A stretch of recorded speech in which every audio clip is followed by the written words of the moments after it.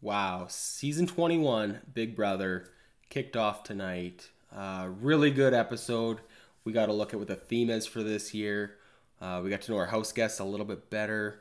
We even got a sneak peek at kind of what the first wrinkle of the season's going to be and how that's going to kind of shake things up this season. So that's really exciting. Through this episode, obviously, you see up there, we've got my preseason power rankings. So now that we've had a chance to meet the house guests a little bit more in depth, we're going to be updating those by the end of this episode. I'm going to give a little more insight onto each house guest, how I think their seasons might shake down.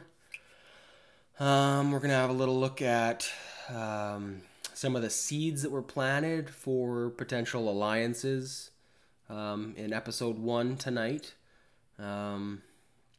We also got the camp director reveal, and that competition nomination, I guess, whatever you want to call it, went down tonight. So we're going to talk about what the camp director does, the powers, the pros, the cons of winning it, and so on from there. So yeah, let's just dive into it. Thanks for checking this out. So as you can see there, I've got Nick Macaroni projected to win heading into this episode. Nothing's really going to change there. I think I got 3 or 4 people making moves. Pretty quiet night for a lot of house guests.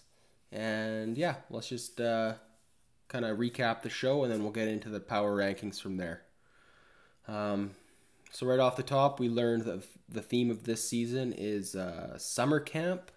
And I really like the aesthetic. There's a cool like tree log table in the living room, which is really nice. I really like the look of that.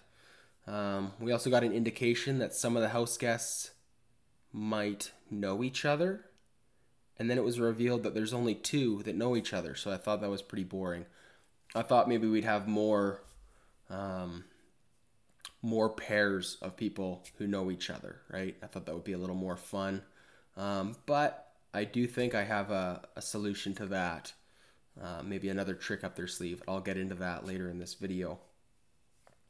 So the first group that we met was Jackson, Nicole, Tommy, Catherine, Ovi, Kemi, Holly, and Jack. Jackson, super fan. One thing that I really picked up on from his interactions, he went to the University of Tennessee, as did Ovi, and they had a little bit of a bond there. And now since Jackson is a super fan, and he even said it in the episode that he's looking to use any sort of connections to his advantage, I really do think it might not be the most sincere bond, but I do think Jackson is going to try and connect with Ovi and really grow that relationship. So it'll be interesting to see how that shakes out. Other notes, Tommy was, I think, a big winner of this episode. Really good energy. I wasn't sure what to take of his personality, just based on those cast bios that were released last week. But great energy. He's a super fan of the show, so he knows what's going on. He knows he's going to have to keep track of his days and competitions and all those details. Really, he's got a winning smile. I really like Tommy. He had a really good first showing today, so I'm looking forward to watching him through the rest of the season. We'll go into who has crushes on who. That's always an interesting love triangle. Kemi, I suspected she was going to have a very strong personality and might come across as a bit of a biatch. Episode 1 did not change my mind on that.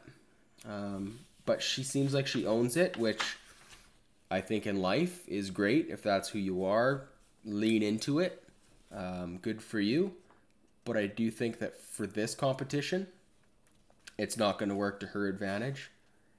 Then, of course, we met Jack, a.k.a. Jacquaman. Looks just like Jason Momoa. I lost track of how many references they made to Aquaman throughout the episode, both the producers of the show as well as basically every single house guest who met him. So, I mean, that was cool and neat, and I think we had to address it to kind of get that elephant out of the room, so to speak, right? But I do hope that that kind of gets left alone for the rest of the season. If they keep driving that into the ground, it's going to get real old real fast. So those guys moved into the house first, and then we met Christy, Sam, Isabella, Nick Macaroni, Jessica, Cliff Hogg the Third, Annalise, and David. Now, of this group, the biggest winner from my preseason power rankings, I gotta say, was probably Sam. I wasn't sure what his personality was gonna be like, but now that we had a chance to meet him, he's got a good bubbly energy. Like, doesn't look like he's gonna take anything too seriously. My only fear for him is I feel like he's gonna be an easy pawn and he's gonna get used a lot this season. I feel like there's going to be a lot of, hey, you know, Sam, like, you're really tight with us, but we got to put someone up, and, you know, everybody loves you, you're no risk, that whole story that we hear all the time. So I do think that's unfortunate for Sam, but I do think he does have a really nice personality, so it'll be interesting to see how that goes. In my last episode there, I did tease him for his very 90s, 2000s tribal tattoo on his arm. And it was nice to see that he's aware of his goofy tattoo. He poked a little fun at it during his introduction. So I do think he's the kind of guy that can laugh at himself. And I think that's going to really be an important skill to have this season. Cliff Hogg, yeah, he was one of my underdog favorites to go pretty far in this game. He says he's been watching since season 8, and he knows that the old guys are a target early, which, again, we'll touch on later with the camp director thing. But it's good to know that he's aware, and he knows how the game works. So I really hope that he lasts a few weeks, because I do think he's going to be an interesting character. So of this last 8, for me, in the power rankings, my biggest loser has to be David. So as you can see there, David was my projected runner-up based on preseason analysis. And yeah, we're going to be treating Big Brother Season 21 like a sport this season on my YouTube channel here. So David was my projected runner-up, but I don't know, just something about his bio that he did during his introduction kind of rubbed me the wrong way. I mean, David, you used to be massively overweight, and fitness has changed your life. Literally, it's been transformative for you, and like, I'm super proud of you, and I'm happy for you. I'm definitely not physically fit myself. Not where I'd like to be. I've got some work to do, but the CrossFit thing is a big red flag for me. Nothing against CrossFit. The activity itself is great. But CrossFits are definitely the vegans of the fitness world. Anybody that's a vegan, you know within 3 minutes of meeting them that they're a vegan. There's a holier than now attitude of, well, this is the best and you got to try it and it would change your life, it would change the world if only everybody was a vegan. Now just substitute the word vegan for CrossFit and you see my point, right? If you've ever met anybody who's into CrossFit, you know you've met them because they've told you. So I can just see that kind of rubbing people the wrong way. We did have a look at a little bit of a fitness bromance blossoming between Jack and Jackson. And I can just see David getting in there when those two are in the gym. And I don't know. I just don't want to hear CrossFit all season long. So anyways, moving on. So yeah, that was kind of the cast introductions. Um, I do have my updated power rankings, but we're gonna hold off on that for a few more minutes. Um, so let's get into some of the connections that we started to see through the second half of this season. Jack and Jackson bonded. Looked like Jack was the more, I don't know the right word for it, not the aggressor, but he was definitely the instigator in the bromance. Um, yeah, Jackson was definitely playing hard in this episode. Jack was, I mean, he strikes me as the kind of guy who's going to leave all his options open for as long as he can. But I wouldn't be surprised if those two do spend a lot of time in the gym together, teamed up and whatnot from there. What else? Oh, so for Jack and Jackson, they were having a little moment there in I think it was the kitchen. They were talking about hanging out in the gym all the time. And then it was nice to see that Ovi was kind of part of that conversation and was able to kind of laugh at himself because, he's not the fitness freak that maybe those two are, but he did suggest the idea of hey, when you guys are hanging out in there and I can, pass you guys weights while you work out. And I just like the idea of that dynamic, the three of them getting along. So, yeah, Ovi was a big winner for me tonight. What else? Okay, so summer camp. People that know each other. Two people know each other. We had Tommy and Christy know each other. Now, during Christy's bio, she revealed that she was recently got out of a relationship with a significantly older woman. And then when Tommy was like, oh, I was not expecting to see Christy because this is someone who was dating a member of my family for the last 7 years. I was like, oh my God, was she dating his mom? I don't know why. That was just if it was a scripted movie, it would definitely be his mom that she was dating, but whatever. It could be his older sister, a cousin, an aunt, who knows, right? If it's his grandma, that's going to be incredible. I hope it's his grandma. Good for you, girl. Anyway, so that was interesting. It was fun to hear their interviews or their I guess diary room interviews later. They're both kind of on the same page of oh, this is good. I'm glad that I know them, but this could also be, we can't let the house know because it'll put a target on our backs. So her relationship with Tommy's family must have ended somewhat amicably because he didn't seem to be, when the reveal was first made that that's how they know each other, I thought, oh, we're going to have fireworks. He is going to lose it on her or vice versa. But they seem to get along quite well. And I liked Tommy's comments there when they were embracing. It was oh, yeah, hi, I'm Tommy. Nice to meet you. Emphasis on the word meet. Oh, yeah, we both know each other, but I'm meeting you for the first time, right? So I thought that was pretty good. Then we watched the house guests sit around and describe themselves to each other. That's always first day of grade 1. Oh, hi, my name's Adam and I like Pokemon and my favorite color is blue. I always cringe at those.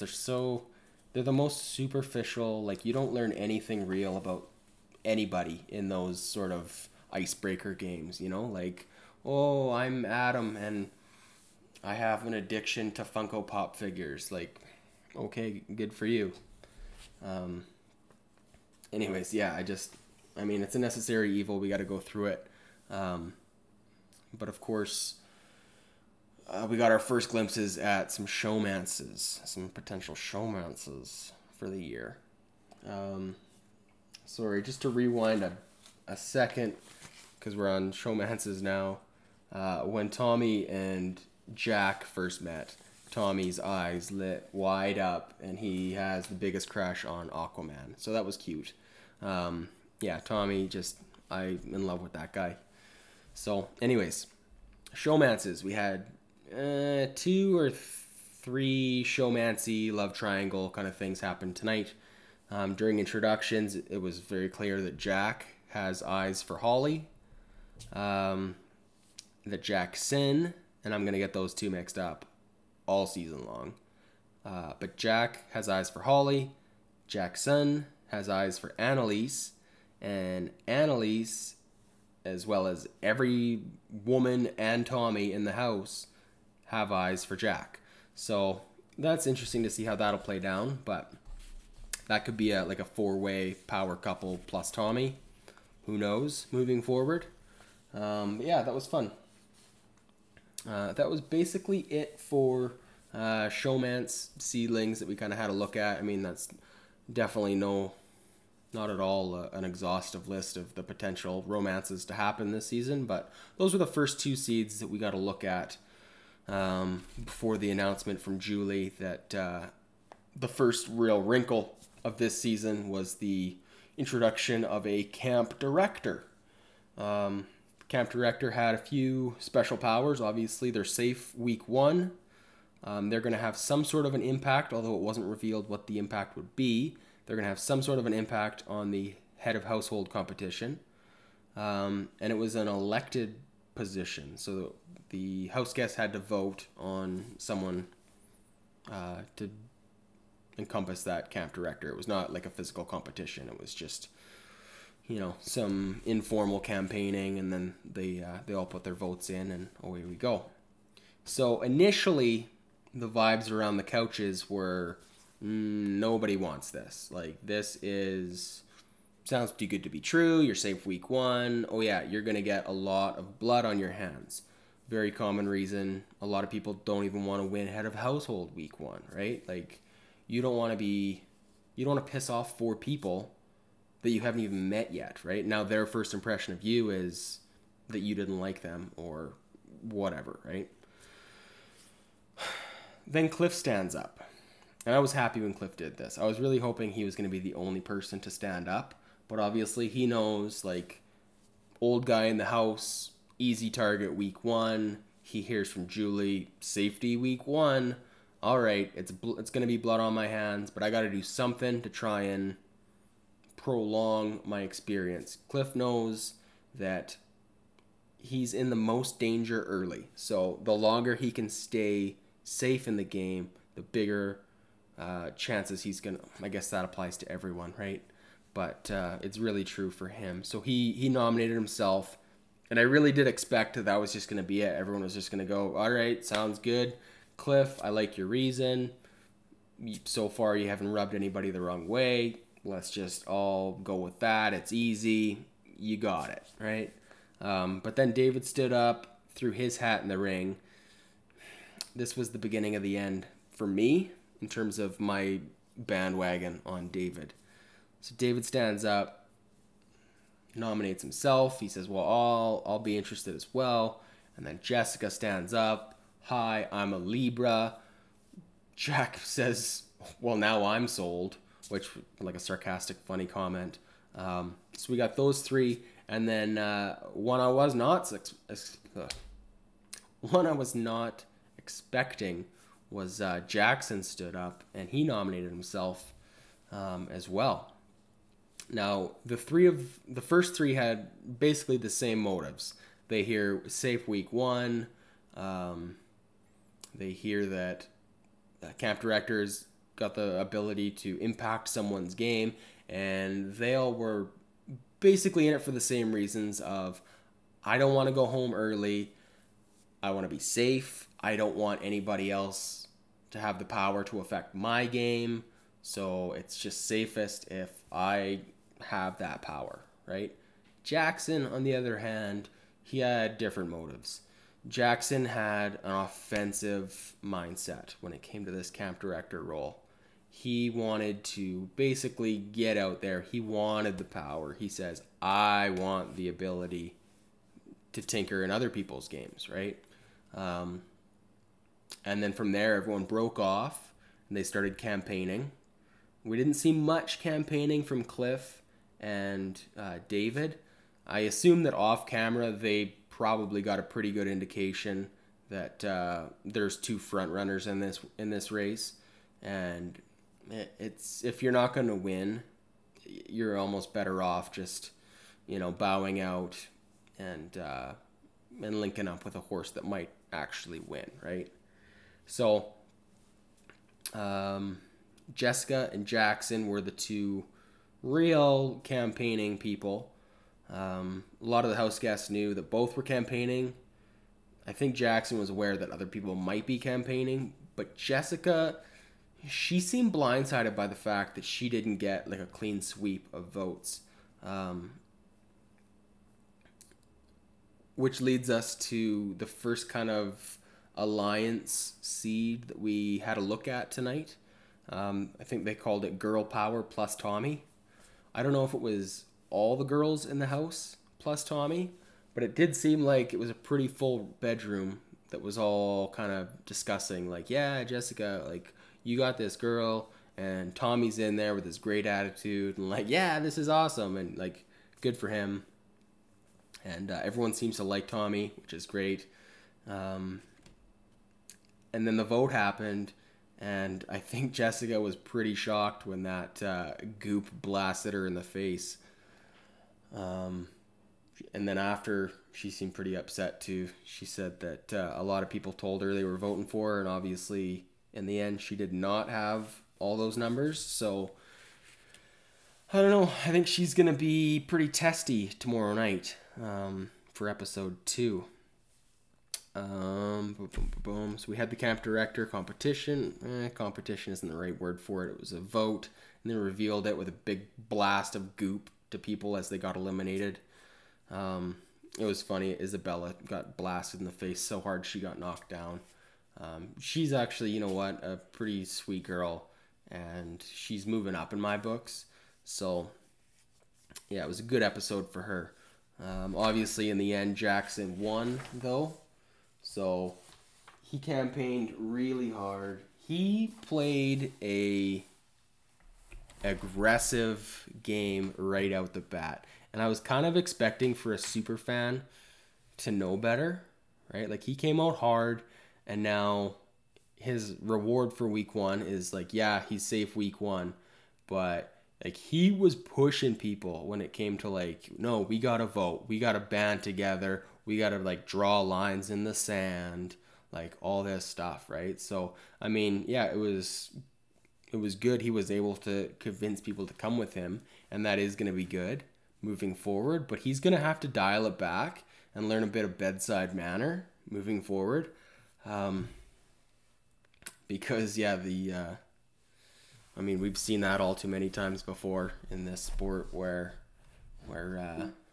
you make too much noise and people realize, like, this guy's playing hard, like, we got to get him out. So anyways, that was it for Jackson. Jackson won.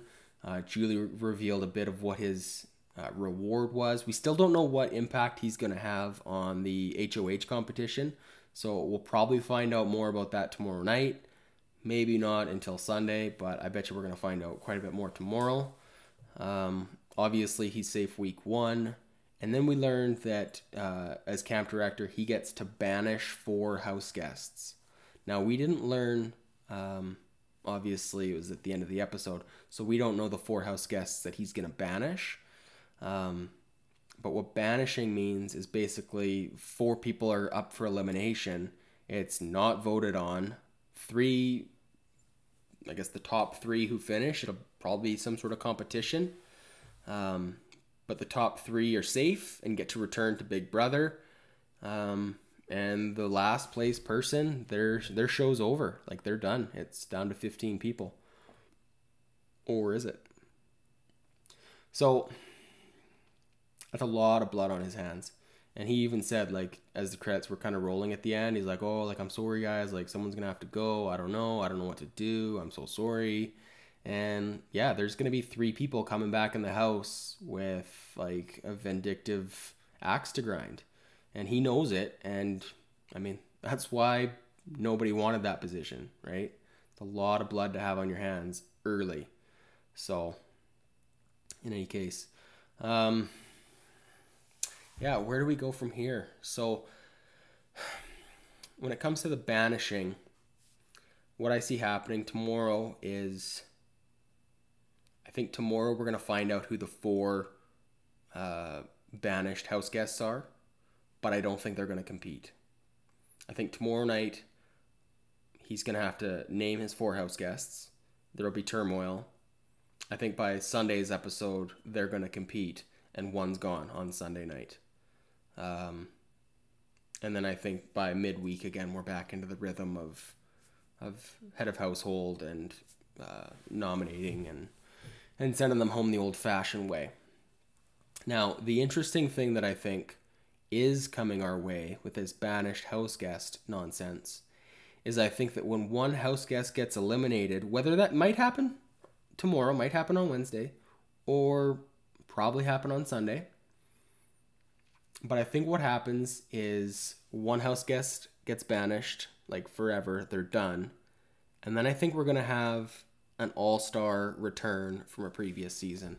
I don't know who it is, but I do think that's what's going to happen. I think we're going to have an all-star come back, replace the banished house guest, and I do think that might continue for the first couple weeks of this season. I think we're going to have more than one all-star. I think we're going to have more than one camp director competition, and I think we're going to have house guests get banished kind of throughout the first maybe 3 or 4 weeks, where 4 get banished, 1 goes home, without a vote, and then they're replaced with, returning all-star from a previous season. So that's my guess. If it's not an all-star, and here's the other fun wrinkle that it could be, and I honestly, now that I'm kind of going down this line, I really hope it is actually. Instead of an all-star, I hope they stick with that format. Banish 4, 1's gone forever, 3 come back angry, and we introduce a brand new house guest, not an all-star, but someone who knows one of the other house guests. Julie said it. Some of the house guests are going to know each other, just like at a summer camp, right? And I think that's just kind of a lame wrinkle to have if it's just 2 people.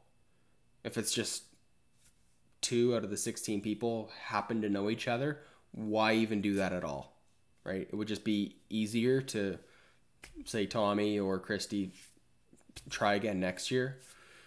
So I think we're going to have some banished house guest replacements who know the house guests. And I think that's going to be a fun little wrinkle because they're going to come in. They're not going to know, like, the house guest that's brought in won't know that they know someone in the house.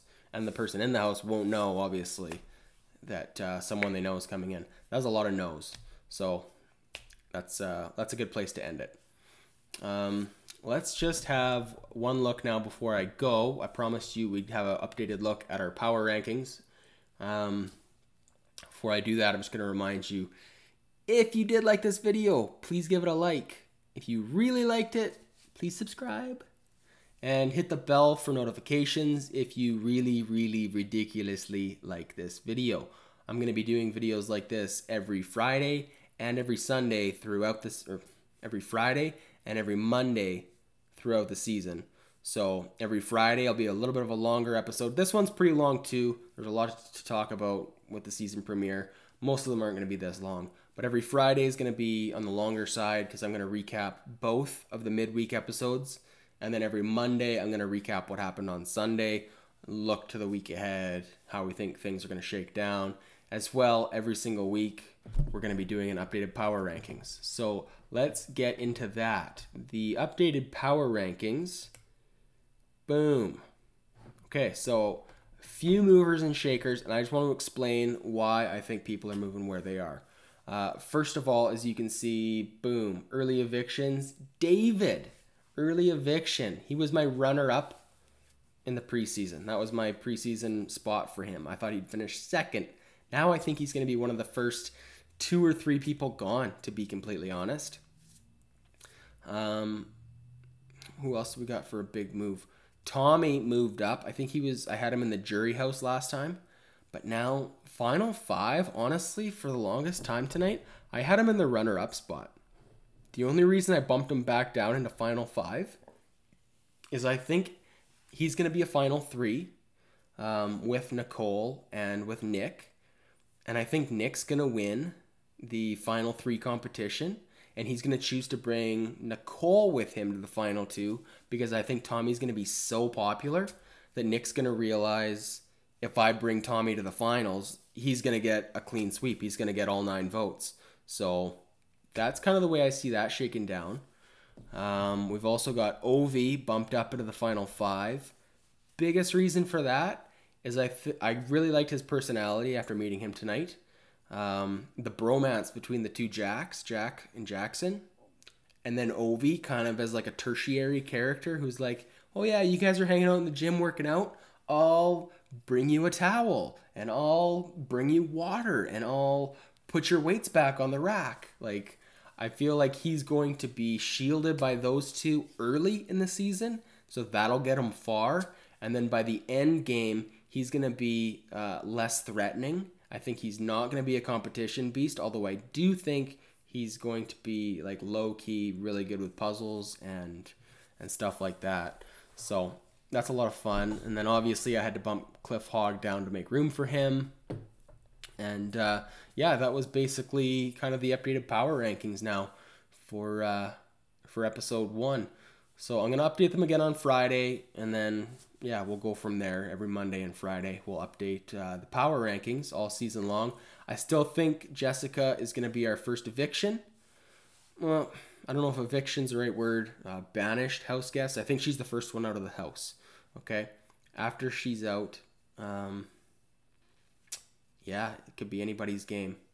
I'm interested to see who Jackson banishes. And I hope we find out those 4 tomorrow. Well, we have to at least find them out tomorrow. I don't know if they'll actually do their competition or if just revealing who they are is going to be the end of tomorrow night's episode. But here's what I do think. I think he's going to nominate the 3 other camp director nominees. I think those are 3 of his 4 banished house guests. I think that's the easiest way to do it. It's the simplest explanation for him to say, I'm just going to go for, the other 3 people that wanted it just because whatever, right? It's a reason when, at a point in the game where there aren't really any reasons, right? So any reason at all is better than, oh, I just didn't like you, right? So I do think we're going to see Cliff up for banishment. I do think we're going to see David up for banishment. I do think we're going to see Jessica up for banishment. And then my 4th one, the pawn, Sam Smith. I said it earlier. I think this is a prime opportunity for Jackson to go to Sam and go, look, man, I'm going to do those other 3 who wanted the camp director spot, but I got to do a 4th. I like you. I think he's going to feed him some crap about I'd really like to work with you long term. You're not going home.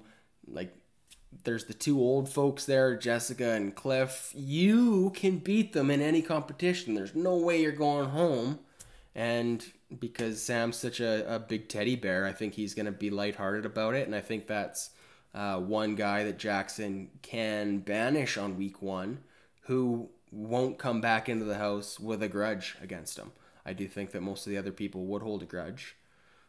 So, yeah, that's my 4 guesses for banishment tomorrow night. I think we're going to see Cliff, David, Jessica, and Sam up for banishment. And then, we'll see if the competition goes down. If it does, bye-bye, Jessica.